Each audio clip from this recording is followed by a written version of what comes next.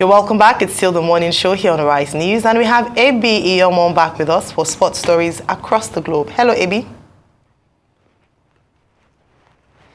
Hello, Ayo. Good morning, Rufai and Dr. Abati. There's a lot happening in the world of sports. We saw matches being played yesterday, but we'll begin with the Nigerian Premier Football League, where 9 games were played last night, and we saw 2 Oriental derbies being played, with Eyimba recording a victory against Heartland. And we also saw Rangers get the much-needed victory to retain their top spot in the Nigeria Premier League, but sadly Lobby Stars could not get a victory, so they dropped to 3rd on the table. But Eyimba's victory yesterday ensures that they climb in their position to 2nd on the table with 51 points. And also we saw more matches being played. Gombe United, who are relegation battled, lost to Kwara United by 2-1, and the Sporting Lagos getting a victory in the Southwest Derby against Sunshine Stars, getting a 1-0 victory. 3S, like I said earlier, defeated Lobby Stars 2-0. Aqua United, who are also in relegation battle,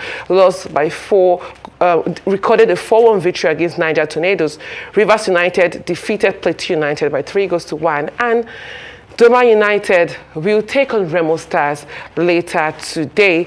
And move away from that, we have the new coach of the Under-17 coming out to say 51 players have been invited for the Under-17 Waffle B Cup, which will be holding in Ghana come May 15. It's about less than a month to the Under-17 Waffle B Cup there in Ghana, and 51 players have already been invited. We'll see the crop of players he gets at the end of the day, because in recent times it's been topsy-turvy in the cadet stages for Nigeria. We hope to see good performances recorded when they go to Ghana in May.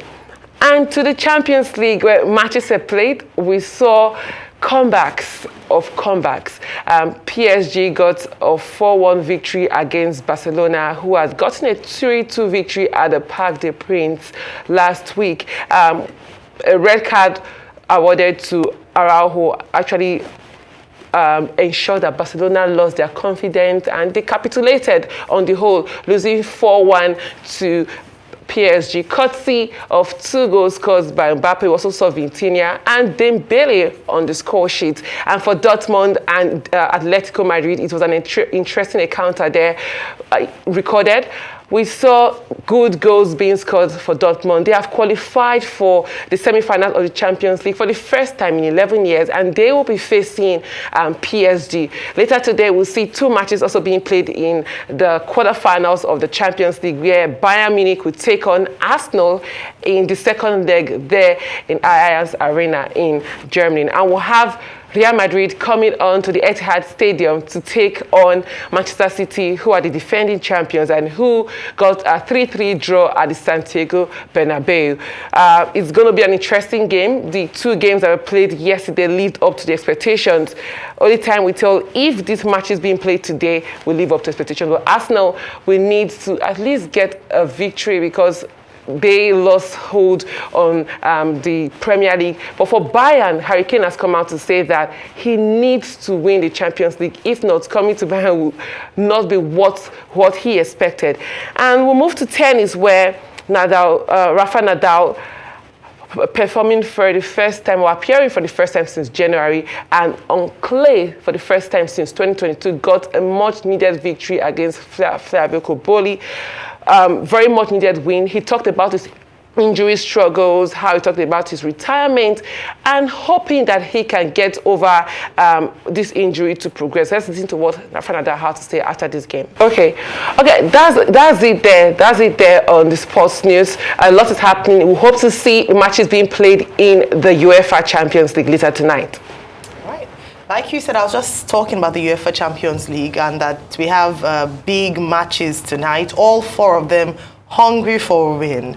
Earlier on, Aaron had predicted that we'd see in the semi-finals and potentially even in the finals the English team go forward, Man City and Arsenal. But let's see, I think tonight will be a clear indicator as to whether or not that would happen. In terms of Harry Kane, absolutely spot on.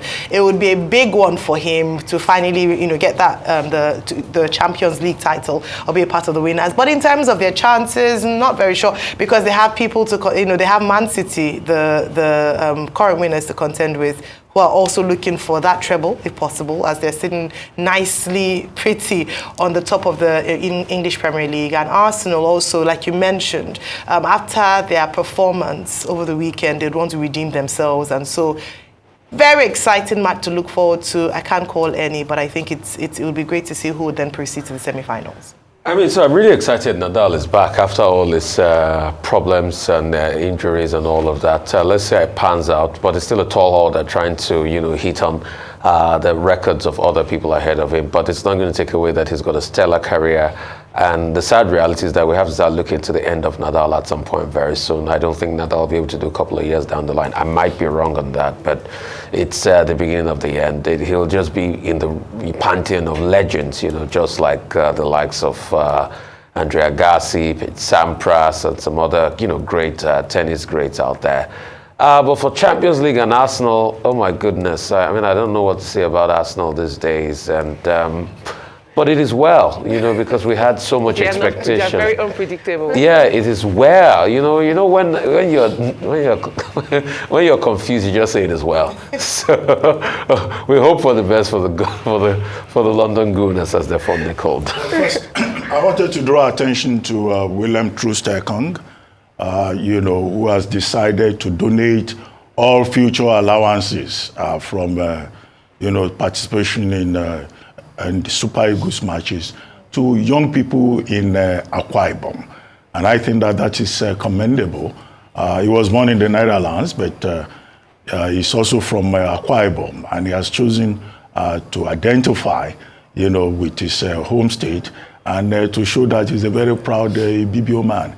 And I hope that other, players will also follow his example in terms of encouraging younger people who may be interested in football. Well, Dortmund, first semi-finals in 11 years.